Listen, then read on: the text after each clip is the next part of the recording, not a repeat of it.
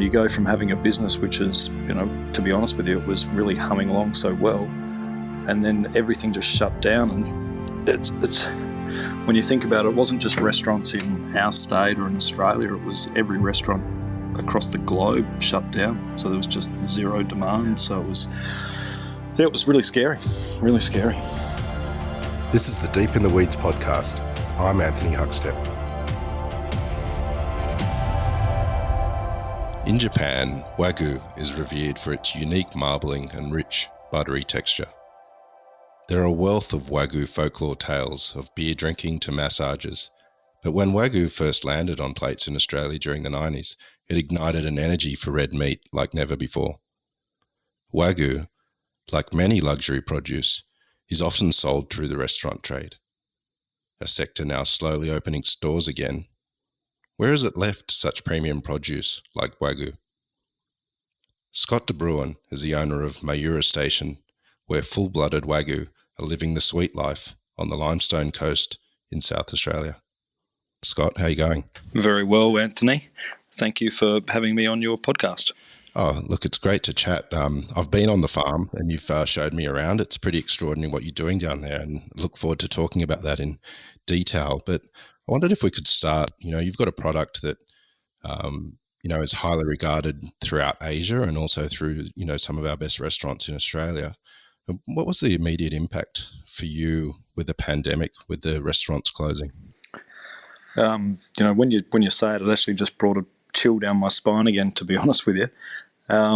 Look, it was just one of shock as everything started to shut down.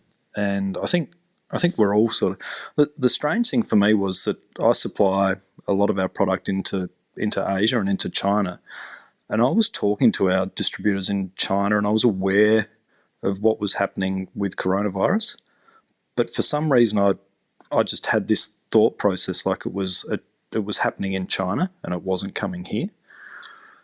And I think, when it actually did, that reality took hold that it is here and that food service and life as we know it was shut down. It was just one of shock.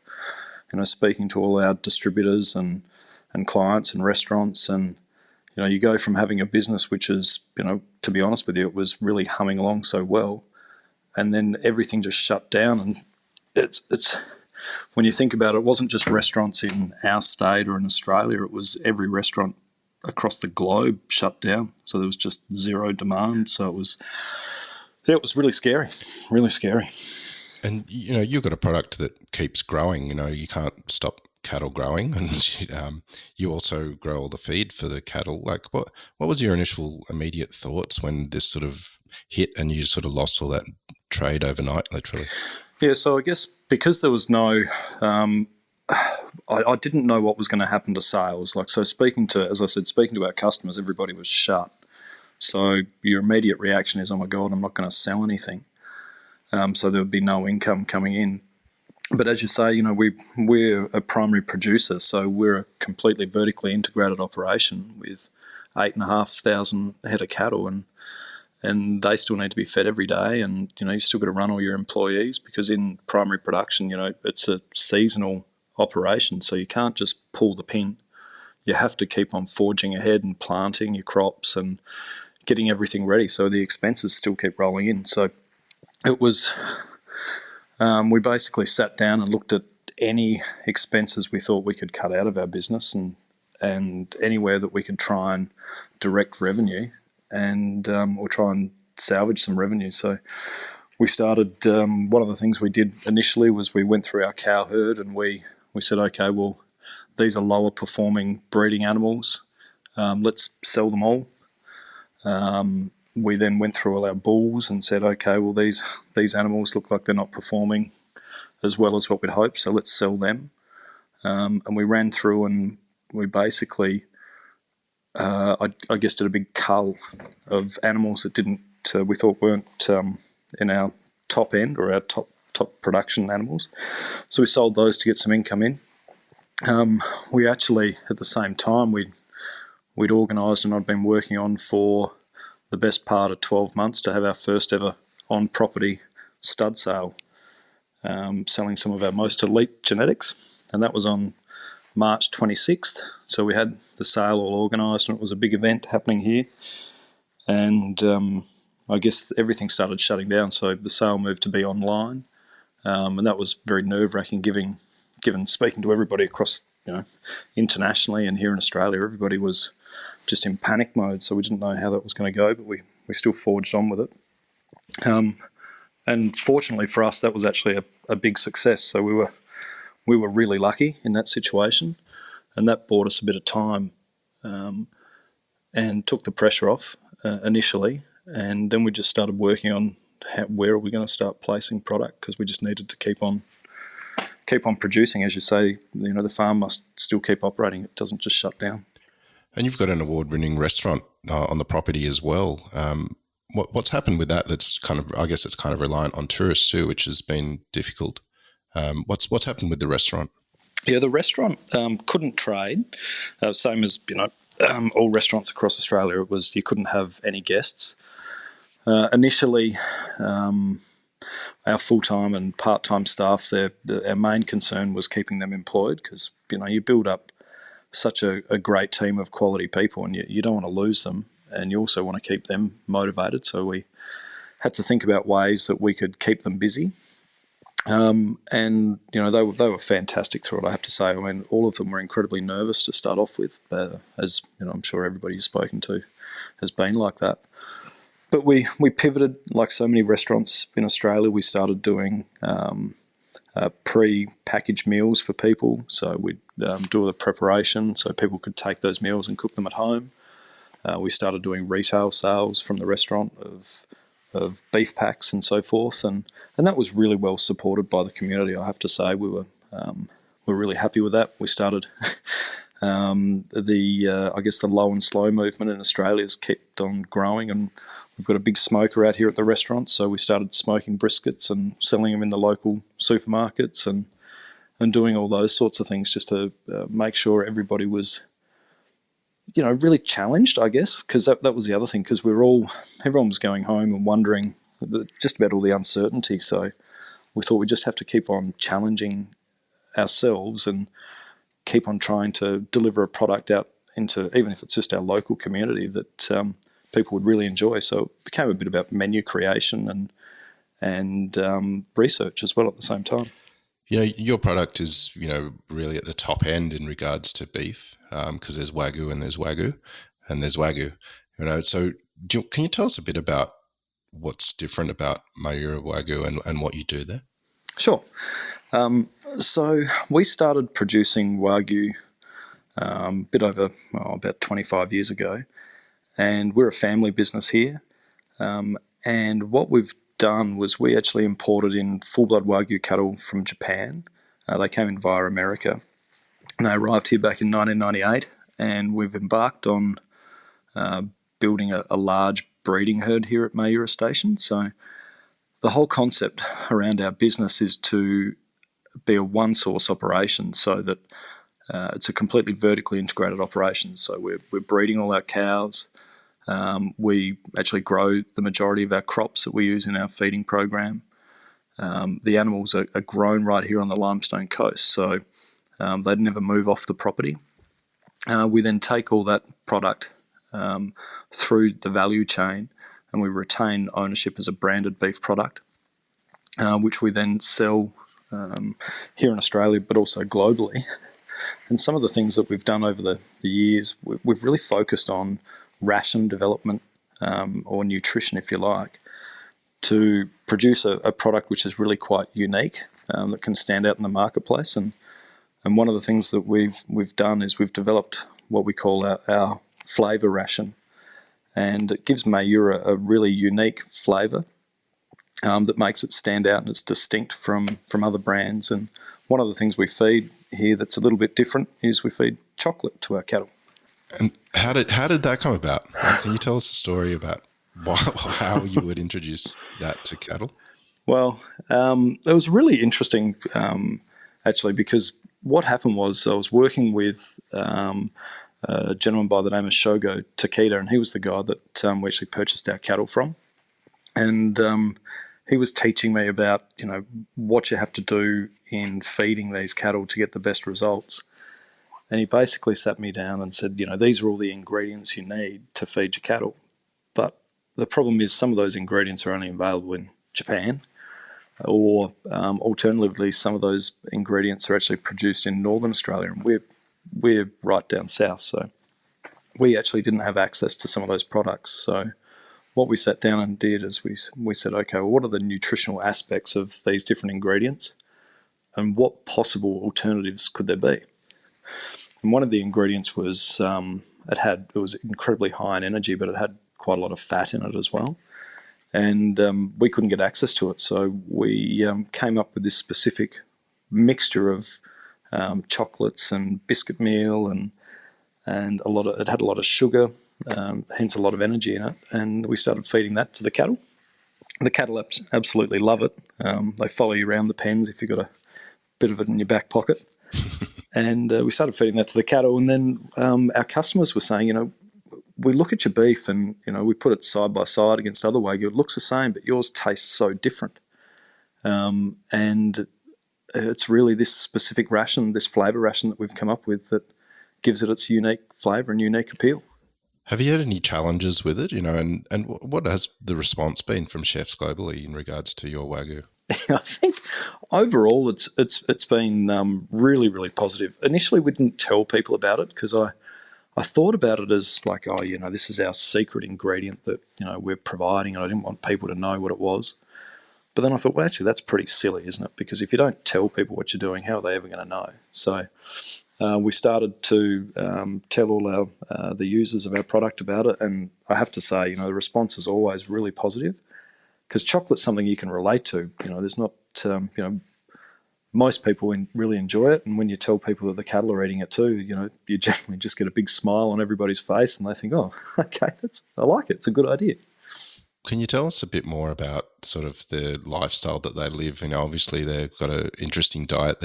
You're producing all of the feed for them, apart from their chocolate rations that they get. What is life like on the farm there? So what happens is, I guess, as farmers, our number one priority is our animals' well-being. So we take a lot of, take a lot of effort into making sure our cattle live an excellent quality life. So we spend a lot of time here improving the quality of the pastures on the farm, so that as they're actually being reared with their mother, that they have really excellent quality nutrition. So that's very important for us. And then as they go through, we actually wean all our calves at 6 months of age, and then we put them in like a free-range feeding environment, if you like. So we've got these beautiful rolling hills here on the Limestone Coast, which have been formed over many millions of years, because we are literally on the coast here. So these are, if you like, they're old sand hills, which have formed over the years, and they actually have a hard crust, and there's been a limestone layer that's actually grown on top of these hills. So it's really quite spectacular and beautiful. And the cattle are actually allowed to free roam, and we feed them a specific, what we call a backgrounding ration, from 6 months. We look after those cattle through to 18 months of age in these free-range feeding areas. And then we have this beautiful big barn that we built, which is a bit like a horse stable, if you like, for our Wagyu cattle. It has sawdust floors, and it's undercover for the cattle. So they enter that in that area from 18 months through to about 26, 27 months of age, and we call it the Mayura Cow Motel, because it really is a motel for cows. So it's a really great quality lifestyle for them. They're not exposed to the winter elements and also the heat from the sun during summer. So they're very, very comfortable animals. So we take a lot of pride in that facility. And, it's a really great environment for these cattle to be able to be raised and grow out. What's some of the challenges involved in growing, Wagyu of the grade that you do? So I guess one of the things that has always been the challenge for us is that we've been trying to grow the supply of our beef. Demand hasn't really been a big issue for us, but being able to supply that the growing demand has always been a challenge. So what that means is because we grow full-blood Wagyu cattle, that means it has to be a Wagyu mum and a Wagyu dad. So for us to be able to increase our production, every year we've got to keep more females. So if you like, when cattle are born, you get roughly the same as people. You get 50% males, 50% females. And we take those females and we're adding them back into our breeding program, so we're growing our herd. What that means is you're only, from the calves that you would have for revenue, you're only really picking up 50% of that. But you're growing your breeding herd. So we're making it bigger and bigger all the time. But the turnover is very slow because, as I said, the animals are grown out to about 26 months of age, so it's a bit over 2 years. So the biggest challenge for us has been managing our cash flow as we grow our business to be able to meet the demand for our product. What's some of the challenges that you've had? Because Wagyu is really, it's been everywhere in the last 2 decades, and you can see it on a pub menu, and you can see it in a three hat restaurant. But obviously, there's different types of Wagyu out there, and you're doing full blood, which there aren't many in Australia. Could you give us some comparisons and perhaps challenges in sort of comparing what you do to others on the market? Yeah, I think initially there was being able to educate the consumer is a big thing, and people like yourself have been very helpful in being able to educate the consumer, and just asking these questions is good, because there's lots of different quality levels of Wagyu, but you also have lots of different cuts as well. So, for instance, from an animal, you don't just get 9+ strip loin. You also get a lot of hamburger, based trimmings or hamburger mince as well. And that you've still got to be able to sell that as well. So, we've seen Wagyu come up in fast food restaurants and so forth. And I think the real challenge is to make sure that the quality and the integrity of the product is upheld throughout these different outlets and venues, so that when people actually try Wagyu, they get that real experience of quality, so that they say, I want to buy that again.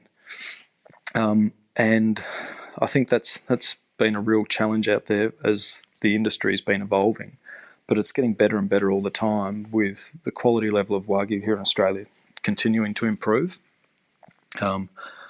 And I guess educating people about those different cuts as well is that's quite the challenge, and it's been an ongoing challenge in the meat industry for a long time, because it's quite complicated. There's about 32 different cuts out of an animal, and they all eat differently, and they need to be cooked differently. And so food service has done a terrific job in taking on those different cuts and finding out the best value out of the lower value cuts as well.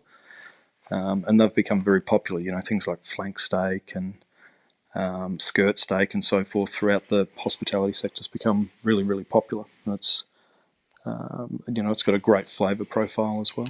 How do you describe the flavour of Wagyu, to set it apart from other type of beef? Yeah, I think there's really different, different brands have different flavour profiles. So, but one thing you can say, if you're generalising about Wagyu, so you can say that a highly marbled piece of Wagyu is incredibly tender. It's incredibly juicy as well, but it has a real richness of flavour. It's much stronger in flavour than your traditional, say, grass-fed steak or a grain-fed steak. That is really, really rich in flavour, so you don't actually need to eat a lot of it. As far as the Mayura product, I guess I can speak about from personal experience, but we find that our beef has a real sweetness in flavour, and I guess it comes back to what you said in the beginning. They live the sweet life. They do get to eat chocolate and so forth as well, and that actually is reflected in the quality of the beef. But it also, again, it's rich and buttery, and it has it's very distinct when you first try it. Now, Mayura Station has been around far longer than you and I. What made you start? There was cattle being grown there before, and it's got a long history. But why did you start with a Wagyu? Why did that begin? So I personally didn't start that. My father started that, and Dad used to travel. Dad was in the timber industry. He was involved in renewable pine plantations, and he used to travel to Japan frequently. And when he'd go to Japan, he was fortunate enough to eat Wagyu, and he just loved the taste of it and thought it was so different to the beef we have available here in Australia. And he heard on the grapevine that some Wagyu were going to leave Japan, and he jumped at the opportunity to bring them here to Mayura Station. Your Wagyu's sold, all over Australia and all over the world. Was there a moment that stands out for you where you thought, I think this is going to really work, in the early days? Yeah. I remember we took our product to Singapore. This was in 2003. And I remember going out doing, it was our first real shot at exporting, and we'd aligned ourselves with a distributor in Singapore called Indaguna. And we're out doing sales calls and showcasing our product. And I think it was still very early on, and I won't mention the name of the restaurant or the chef, but we took our product in to see this particular chef, and he was a very, very well-respected chef in Singapore. And we walked in, and he said, "What are you here to show me?" And I said, "Oh, I'm here to show you some Wagyu beef." And he said, "Where are you from?" And I said, "I'm from Australia." And he said, "Australian beef is crap. You can forget it. There's the door." And I thought, "Oh, wow, that was short." And I said to him, "Look, here's a sample of our product. Please try it and, get back to the team at Indaguna if you like it." Well, anyway, I didn't think he would, the way he'd sort of spoken. But he took the sample, he cooked it that night, and he actually made contact that night and said, "This is the best beef I've ever tried in my life. We need this on our menu." Wow. And to take that turnaround from, all Australian beef was crap to that was quite remarkable. But anyway, we struck up quite a strong friendship, and every year for his big birthday celebrations, there was a lot of Mayura on the menu, and he used to take product back to France for his family celebrations, and we built a really strong relationship. And I think that probably is exactly right, Huck. The relationships we've built with our customers over the years. The first person that ever bought Mayura beef still buys it, and we've never really lost a customer. People that have tried our product and come onto the program have stayed with us, and those people have become my great friends over the years. And I think that probably says it all. You build these really strong relationships with people, and I think that's really what's got us through this whole coronavirus crisis, to be honest with you. Well, how important are those relationships given the circumstances and moving forward? You're very, the Asian market is very important for you as well. Is there signs of recovery you're seeing with the international markets at the moment? Yeah, there really is. There really is. So there's been a number of markets which didn't really slow down, which was quite amazing. So we're all familiar with what's been happening in Hong Kong. It's a city that's been in a lot of turmoil.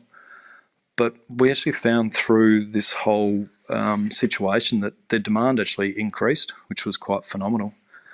And once again, our distributor there, he's a good friend of mine, and he just said, whatever we got to do to get through this, we'll get through it. And he'd experienced all the riots and everything that had been a huge downturn on their business over the last 12 months. And he was stressed, but we just said, let's just keep forging ahead. We will get through it. And he started selling beef online, and demand increased. And same in Taiwan, similar thing. Our customer there, they just kept on increasing their demand. That was, we were very fortunate. It was probably the hardest thing was getting it to them, to be honest with you, Huck. Yeah. Because we rely on air freight to get our product into market, and planes stopped flying. And even now, today, it's incredibly hard to get product into market, just to get space on planes.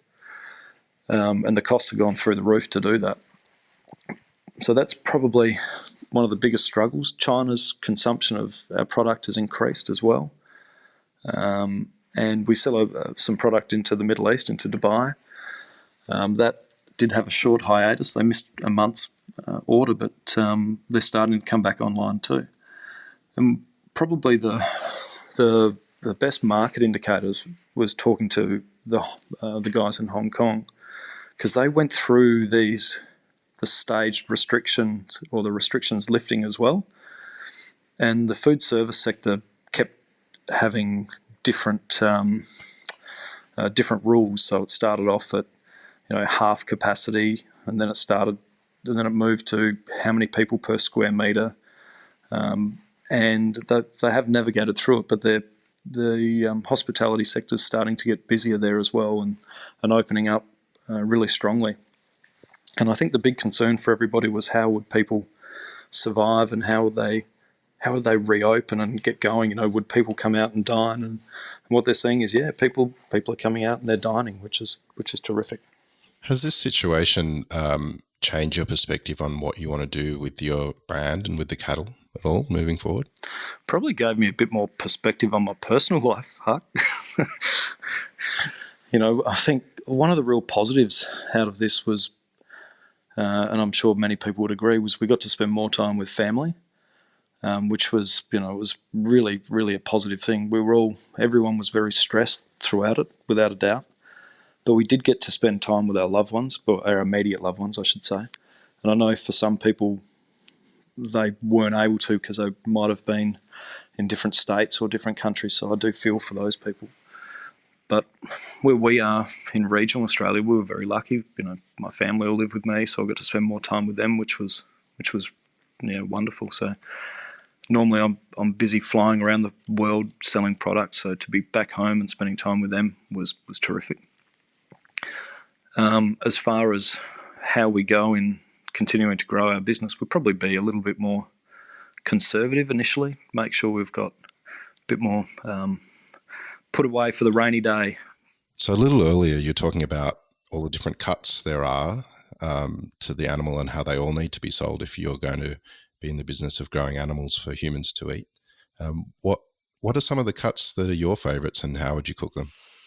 It's that's a really hard question. I'd like to say I like all of them equally, or love all of them equally, just like you do with your children. But it's look, there's some real standouts, and it just depends on how you're cooking. But if you want to just go for straight up quality grilling, like I love a piece of strip loin. It's hard to go past that. It's got such fantastic texture. The muscle fibres are all really close together, and the flavour's just beautiful. It's got a little bit more, bite to it than some of the other cuts, but the flavour's just spectacular. That's probably my favourite grilling cut. And then you get into the different cooking styles. So things like, when you get into the low and slow movement, it's really hard to go past a really good smoked brisket like that. Yeah, you get good quality rubs on it, and oh my God, you just salivate over that stuff just thinking about it. And even today, like I actually really, really appreciate a great quality cheeseburger. And I know that's going to sound, bizarre coming from, when you go from that real top dining, but you get a really good quality Wagyu patty and good quality cheese, and for a casual meal with the kids or something like that, I love it. You're making me hungry. Damn it. But then I've got one more. I can't leave this one out. It's probably a cut that's starting to show up on restaurant menus now. In Australia, we describe it terribly. The actual Ausmeat description is the chuck tail flap. It sounds great to put that on a menu, but that is just an amazing piece of meat. Its depth of flavour and level of marbling is just out of this world. And the Japanese actually call that cut the zabuton, because zabuton is actually the name for a pillow, and it looks a little bit like a pillow, and it's soft, and it's an amazing piece of meat. So if you ever see a zabuton on a menu, buy it.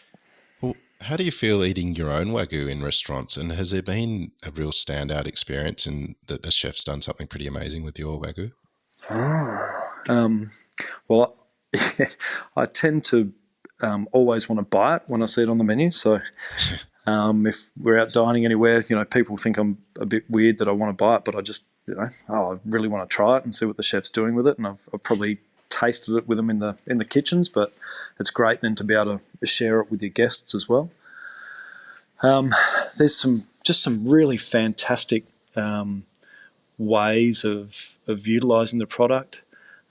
Chef Josh Rain down at Tetsuya's does a wonderful job with our strip line, and he's had some really creative ways of resting the product, where he actually rests it in rendered down Wagyu fat. So the trimmings from the strip line, he renders that down, and after he's grilled it, he actually puts it in a bath of the rendered Wagyu fat and lets it just rest in that instead of just resting it on a baking tray or something like that. That's quite amazing. There's so many different versions. Over in Hong Kong, we supply a chef called Umberto Bombana. He's got a fantastic restaurant called Otto e Mezzo, and he's an Italian chef, and he serves 1.5 kilo Mayura ribeyes. Wow. And he just gets the most amazing crust on these ribeyes. It's grilled out in the kitchen, and they bring it out and they show everybody, and then they take it away and they cut it up and they split it into the spinalis and the eye muscle, and then they bring back all of this presented differently on different plates, and it's just beautiful just to see. It's really remarkable. It's quite the show. What's the plans for the restaurant moving forward? It's an award-winning restaurant, and I've shared lunch with you there. It was bloody amazing, and you've got cows literally meters away. It's pretty extraordinary. How do you feel about the restaurant moving forward, given what we've just been through? Yeah, it's going to be a little bit tricky for the restaurant initially because we have the 4 square metre rule. Our numbers are allowed to be up to. In South Australia, it's up to 300 people per venue now, but you're still restricted to this 4 square metre rule, which means that we're at about probably 40% of our capacity. So we're very down on numbers, but what we've decided to do was to lift the experience, to provide people with more of a high, it was always high, like high quality, but to add more courses and, so that people actually are there for longer, they're enjoying more and more cuts, and just to elevate that complete dining experience, to showcase some of these harder to find cuts that, are a bit trickier to find out from our product, and give people a real wow experience while they're here. Do you think that sort of more localized experience and appreciating local will become more prevalent? The pandemic has certainly seen an increase in focus on Australian produce. Have you noticed that increase in your local area as well? Yeah, absolutely. And I think community support, I think that's been something that, you're really proud to be part of your community, because everybody is getting behind each other and supporting them and asking how can they help. And I just think that's so wonderful to see, that, the Australian spirit's a great spirit, but then, you get this community spirit bonded in as well, and everybody supporting each other. I just think it's terrific. And to be able to support, local growers of fruit and vegetables, and, for everybody to get together. And there's no doubt that consumers really, really appreciate being able to come back out and enjoy that produce. What do you hope moving forward for Australian producers of such amazing products like your own, moving forward as we sort of the baby steps, post-COVID? What's your hope for the Australian food industry? I think one of the things as farmers we were really proud of during COVID was how much people actually appreciated primary producers, knowing that we're out there producing, food for them, as an essential service. Everybody kept on going, and we really appreciated, the public support. And throughout the farming community, that was everyone really appreciated the support they felt from the public. I hope that that appreciation of individual produce continues strongly, and people support the regional producers. They support local families. They support all the farming families out there, and those stories get told in the wonderful establishments and restaurants around Australia, and people can hear those stories. That's certainly what I hope continues. Well, mate, very much look forward to seeing you again, hopefully on the property in the restaurant, perhaps in the near future. I'm definitely going to duck out and try and find a cheeseburger now because you've made me pretty hungry. Really appreciate your time today. Keep in touch and look forward to hearing everything developing in the future. Yeah, thanks so much, Huck. Really appreciate you having me on your podcast today. It was great to speak to you again. And when the borders reopen, look forward to seeing you again. This is the Deep in the Weeds podcast. I'm Anthony Huckstep. Stay tuned as we share the stories of Australia's hospo community, suppliers and producers in search of hope during this pandemic. Special thanks to executive producer Rob Locke for making this all happen. Follow us on Instagram at Deep in the Weeds Podcast, or email us at podcast@deepintheweeds.com.au. Stay safe and be well.